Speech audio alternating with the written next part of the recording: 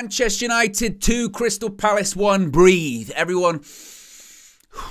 And breathe, and breathe. Yes, nervy settings at the end. Nerve-wracking last how many minutes? My goodness me. We're going to get into all of that. But United do get 3 points at Old Trafford once again. The impressive home form under Erik ten Hag continues at Old Trafford with a 2-1 victory over Crystal Palace. And to be honest, for the majority of the game, until a certain flashpoint, we were in cruise control. It was easy. Crystal Palace offered nothing. Goals from Bruno Fernandes from the penalty spot after 7 minutes. Clear penalty. Obviously, it was going to be a penalty. His hand was up here. That was given after VAR. A good use of VAR. We got the good and the bad of VAR today. Bruno Fernandes from 12 yards scores, as he does.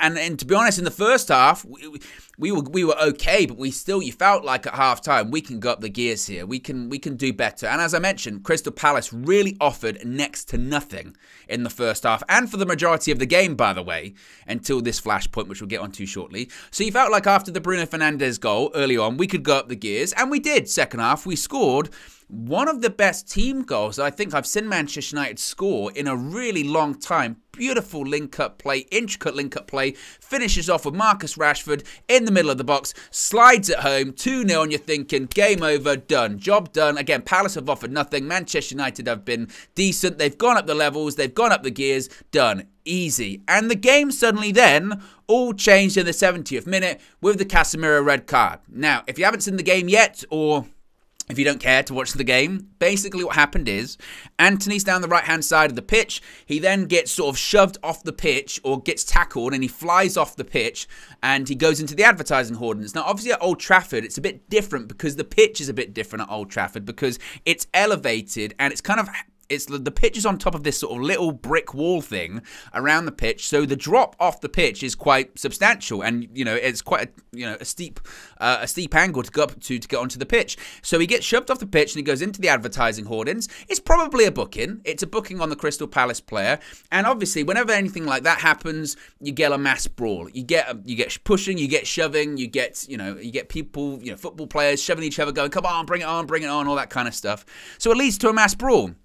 And then after everyone gets separated, I think Antony gets a yellow card. I can't even remember who else it was. They get a yellow card, and you think, well, there you go, it's over. It's one of those things because guess what? You see those happen in the Premier League all the time. You see people go in on someone a little bit too hard, or you see someone push or shove someone over, and you say, okay, they start shoving each other, and then they get separated, and they go, okay, book in, don't do it again, fine.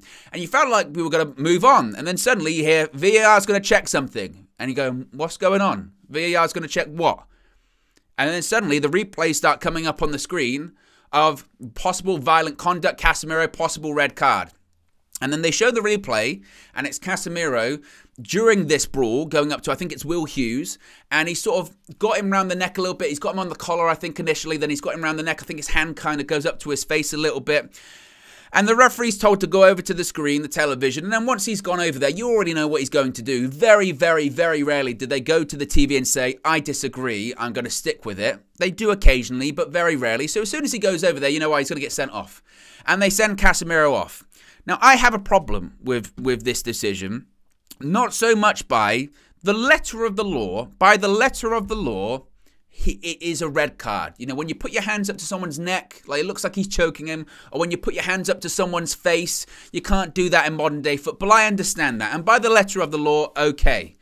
But at the same time, nobody was negatively affected by that. You didn't have Will Hughes rolling around on the floor going, I can't breathe, he choked me. You didn't have Will Hughes bleeding from anywhere or anything like that. Nobody was negatively affected. And at the same time, you see that all the time. This is my problem with referees in the Premier League. And I've been on a big rant on this the other day, especially with VAR, is that they do... you will see no consistency with this. I'm almost guaranteeing either later today or tomorrow or within the next couple of weeks, we'll see an incident like this and it won't be given as a red card. It won't be given as a red card, and it felt like a situation where VAR was unnecessarily interfering in a situation that they didn't need to interfere in, and it nearly cost us the game. Now, rightfully so, you can put blames on certain players. You can say, Antony, why did you react negatively and why did you cause the brawl? simple. You can trace it back to that. You can say to Casemiro, you're an experienced professional, you're an experienced player, you've been around the block 10 million times, you're the king. Doing a foul and not getting booked for it when you probably should. You should know better. But at the same time, again, nobody after that incident happened thought, okay, Casemiro's going to get a red card. Nobody was claiming to the referee Casemiro should get sent off. It was VAR going, we've got to check something. And for the amount of things that VAR clearly miss things, for them just to now pick on that, there's no consistency. And I saw Howard Webb on Sky Sports last night talking about we want to pull the curtain back. Are they going to pull the curtain back about this one? Are they going to pull the curtain back about just the referee's performance in general today? He was shocking. I mean, both managers were annoyed with him. Eric Ten Hag was furious at the full-time whistle. Patrick Vieira wasn't happy either. But some of the decisions he was making, clear fouls he's missing, play on. It was nonsense. I mean, the time added on as well. I understand the VAR check was a little bit long, but it wasn't worth 8 minutes. I mean, they added on 7. Yes, I mean, there's a play, I think it was Rashford went down, but you added on an extra minute. I mean, and again, I honestly, truly, I think referees, the respect for referees is a justifiable thing, because being a referee at a Sunday league level or a lower league level is a really tough job, and they get a lot of shit that they really don't deserve, and they don't. And I think managers and players have a duty to behave in the most appropriate manner possible to referees, because it sets an example for everyone else around the world. And, because it does affect those things. But at the same time, respect goes both ways. You have to get the majority of your decisions right. And when you don't, because you are only human, my hope is that when you've got multiple camera angles of it, you can get it right. And they can't still. It's just, and again, I don't have a problem if every single time an incident like that happens, they get a red card, because that's consistency. But I guarantee you that will not be the case. I guarantee you that.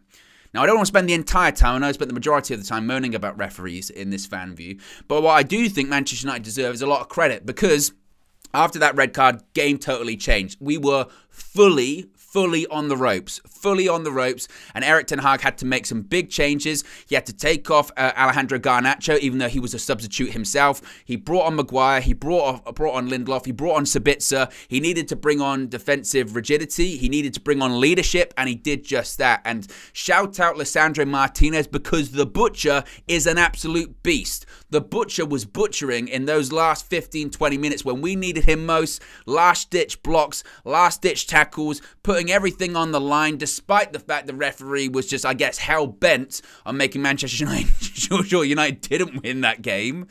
He did everything. He put his body on the line, and that's a big 3 points. And as I said, from a game that we were totally in cruise control, one decision, one mistake, one whatever can totally change it. And I think United showed a lot of character today, because we were on the verge of crumbling a couple of times after that Casemiro red card, and we could have. And last season, my goodness, certainly we would have. But today we didn't. And that's a credit to the players. That's a credit to the fans. The fans' atmosphere inside Old Trafford I thought was absolutely tremendous. Fred putting in tackles left, right and centre as well last 10-15 minutes, putting everything on the line, giving it to the crowd, and the crowd giving it back. Eric Ten Hag making those changes when he needed to, because he realised it was not sustainable with the players that were currently on the pitch, and the way we were set up, we had to get all men behind the ball. We did that. David De Gea makes a couple of big saves as well. Everyone pulled their weight today, despite the fact that there were forces against us, it felt like. And I think Manchester United deserve a ton of credit for that. Again, what felt like a routine, easy, run-of-the-mill victory turned into a really important and difficult 3 points. So, long may it continue for Eric Ten Hag. Long may it continue for United. Casemiro, he's going to be missing now the next 3 games. They could appeal it. There's no point. I don't think it will get overturned, because, like I said, by the letter of the law, it is a red card. And I think there wasn't... What's wild to me, again, is I didn't see... what's VAR? Clear and obvious. That, to me, was not a clear and obvious error.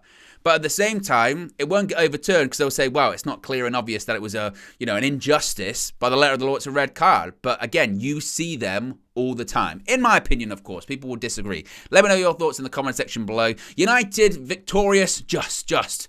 We can breathe now. Peace.